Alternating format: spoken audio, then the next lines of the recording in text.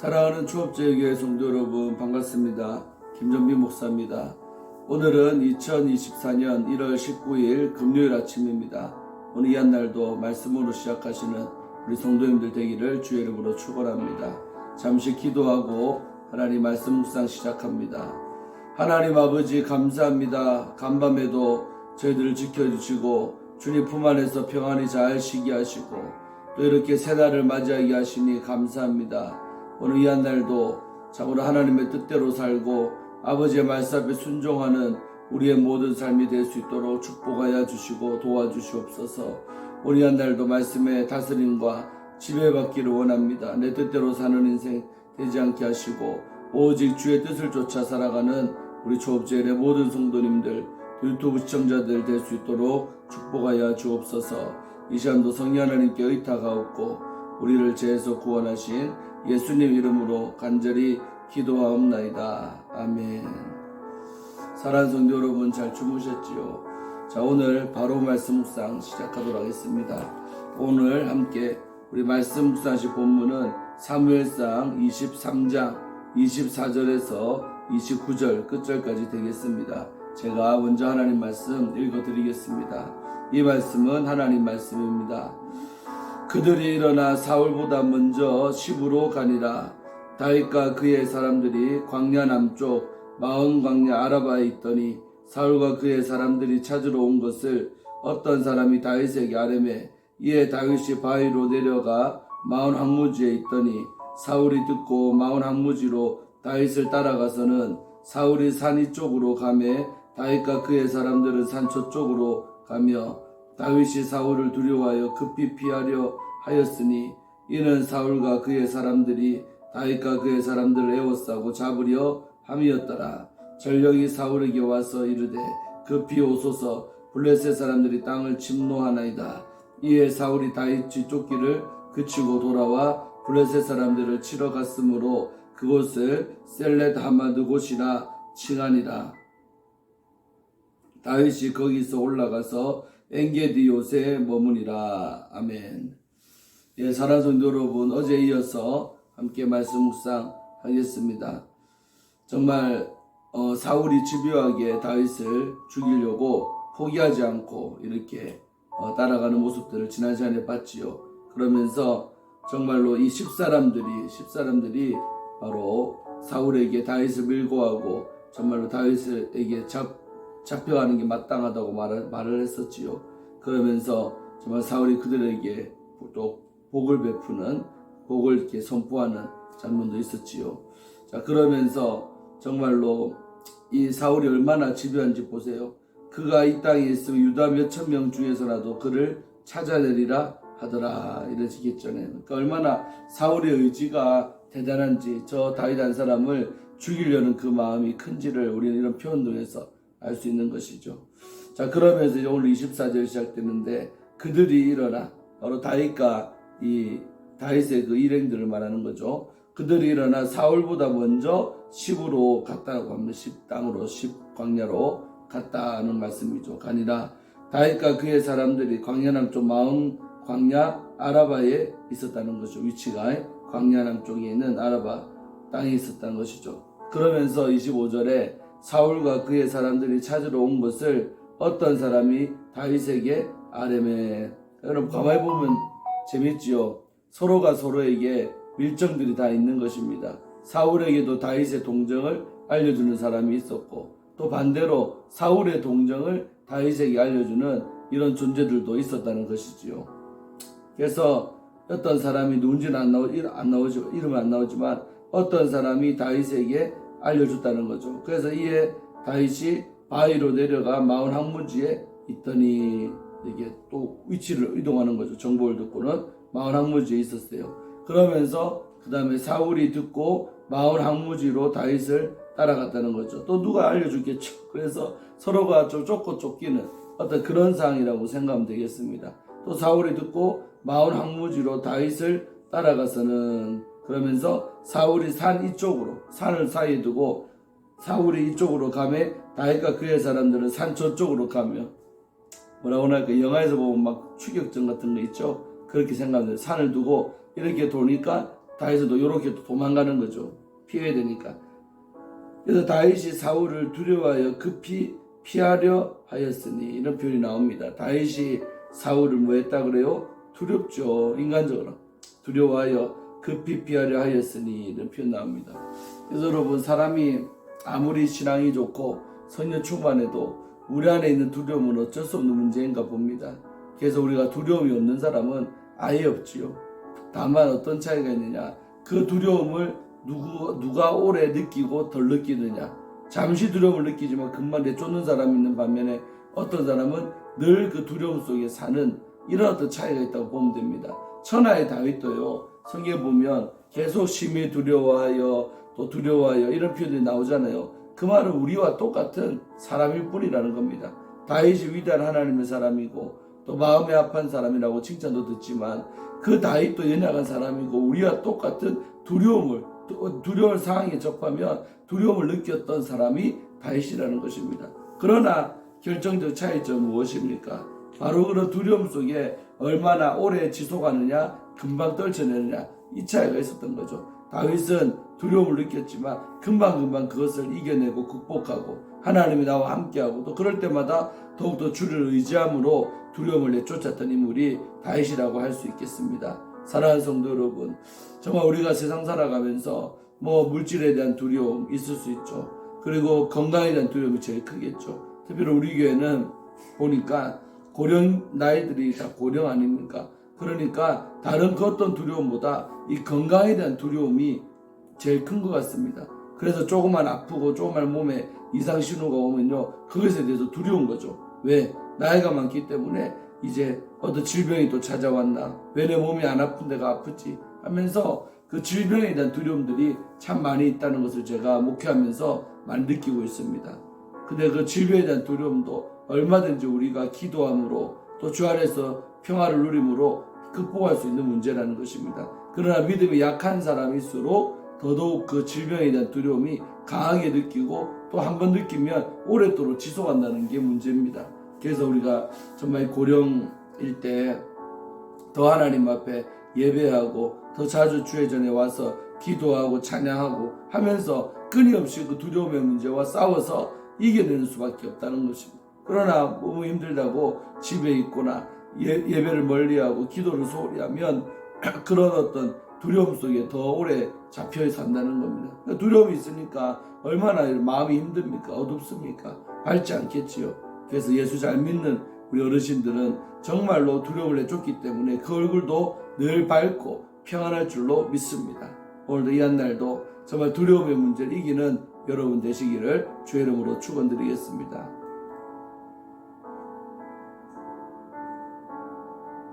제가 좀 더 말씀 보겠습니다.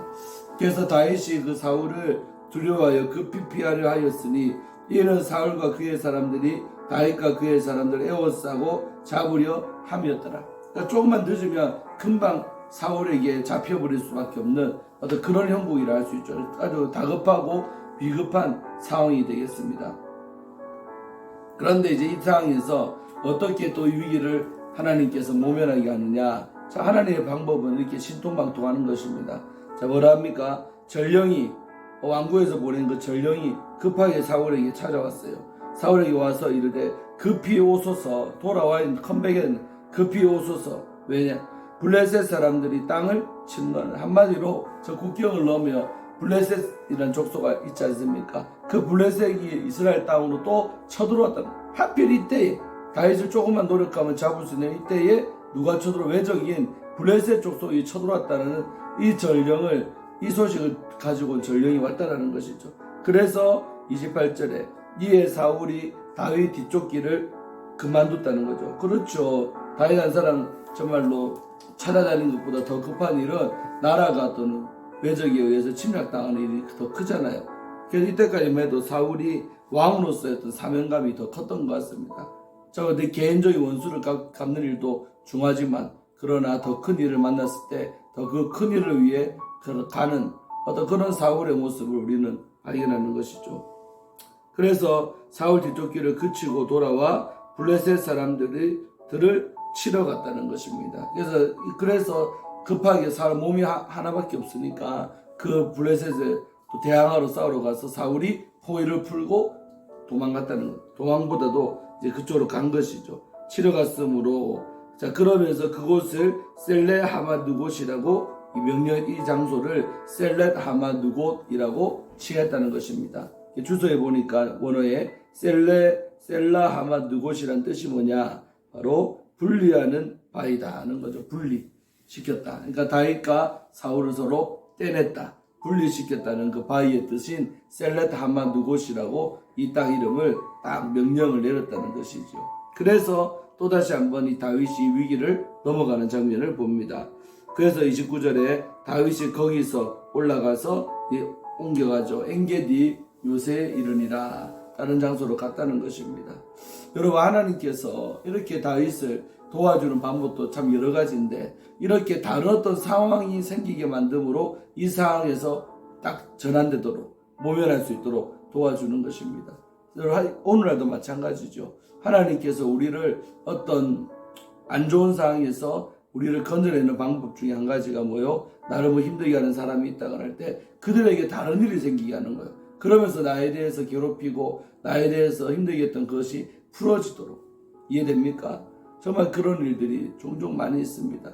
그래서 제가 들은 얘기 하나만 해드리면 뭐냐면 저 어떤 여인이 매 맞는 여인이 있는 거예요. 남편이 집에 머무면 그렇게 가정폭력을 행사하고 부인을 또 힘들게 하는 거예요. 특별히 이 부인이요 예수를 잘 믿었답니다. 신앙이 너무 좋으니까 교회를 그렇게 열심히 나가는데 정말 그 남편은 그것이 못마땅해 했어요. 술만 먹고 집에 들어오면 막 부인을 구타하고 때리고 성경책을 집어던지고 막 이런 행동들을 했었습니다. 그런데 여러분 이 여자는 신앙이 좋으니까 일반 여자 같았으면 대번에 이혼하자 그러죠. 그러나 이혼하자 말도 못 꺼내고 자기 스스로가 인내하면서 이 남편이 변화되기를 기다리면서 그렇게 폭행도 다 감수하고 살았다는 것입니다. 자 그런데 너무나도 이 여자가 고통스러운 상황에서 힘드니까 정말 기도도 많이 했겠죠. 이 상황에서 이기게 해달라고. 자 그랬더니 하나님께서 이 남자의 삶 가운데 어떻게 역사했느냐. 남편이 직장을 하나 다니고 있었는데 그 직장에서 발령을 낸 거예요.